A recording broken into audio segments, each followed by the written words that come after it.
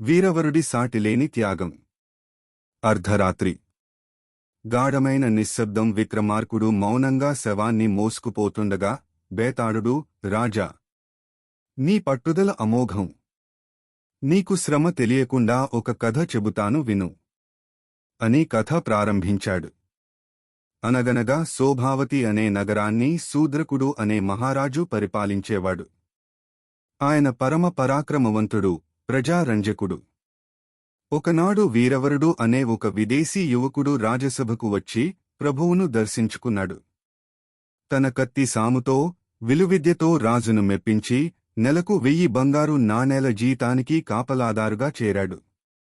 అయితే వీరవరుడు ఆ ధనంలో సగభాగం పేదలకు దానం చేసేవాడు. మిగిలిన సగంతో తన భార్యాపిల్లలను పోషించేవాడు. అత్యంత నిష్ఠతో రాత్రింబవళ్లూ రాజప్రసాదం దగ్గర కాపలా కాస్తుండేవాడు. ఒకనాడు అర్ధరాత్రి వేళ నగరం వెలుపల ఒక స్త్రీ ఆక్రందన వినిపించింది. రాజు ఆజ్ఞ మేరకు వీరవరుడు ఒంటరిగా కత్తి పట్టుకుని ఆ శబ్దం వస్తున్న దిశగా వెళ్లాడు. అక్కడ సాక్షాత్తూ ఆ రాజ్య లక్ష్మి ఏడుస్తూ కనిపించింది. ఆమె వీరవరుడితో, నాయనా, ఈ రాజు ఆయుష్షు ముగిసిపోయింది.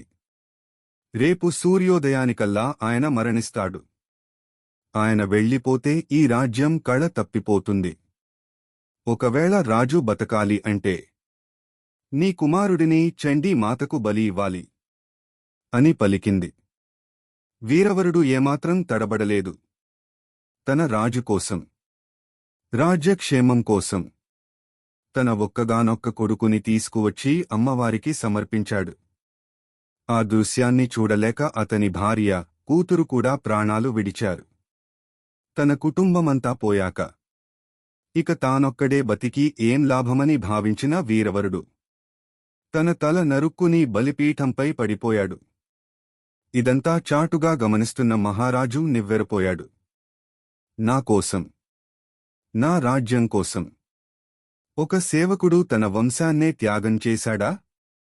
ఇంతటి త్యాగాన్ని చూశాక కూడా నేను బతికి ఉండటం వ్యర్థం అని భావించి రాజు కూడా తన ప్రాణ త్యాగానికి సిద్ధపడ్డాడు.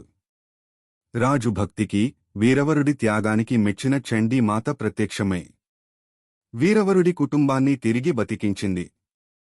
రాజు సంతోషించి వీరవరుడిని తన రాజ్యానికి సేనాధిపతిగా చేసుకున్నాడు. కథ ముగించి బేతాళుడు విక్రమార్కుడిని ఇలా అడిగాడు. రాజా! వీరవరుడు తన కుటుంబాన్నే బలి ఇచ్చాడు, కాని రాజు కూడా ప్రాణాలు ఇవ్వబోయాడు. వీరిద్దరిలో ఎవరి త్యాగం గొప్పది? సమాధానం తెలిసి కూడా చెప్పకపోతే నీ తల 1000 ముక్కలవుతుంది.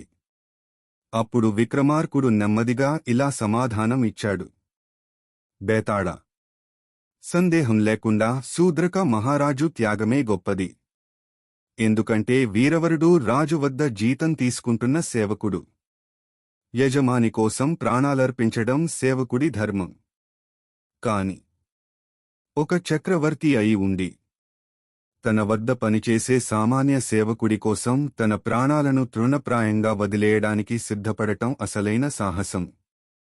తన సుఖాల కంటే సేవకుడి ప్రాణం ముఖ్యమనుకున్న రాజు మనసు మరెవరికీ ఉండదు. అందుకే రాజు త్యాగమే మిన్న. విక్రమార్కుడి సమాధానంతో సంతృప్తి చెందిన బేతాళుడు నవ్వుతూ ఎగిరిపోయి మళ్లీ చెట్టుపై చేరాడు. రాజు పట్టుదలతో మళ్లీ శవాన్ని దించి నడవసాగాడు. బేతాళుడు చెప్పే తర్వాతి ఆసక్తికరమైన కథ కోసం తదుపరి భాగం తప్పక చూడండి.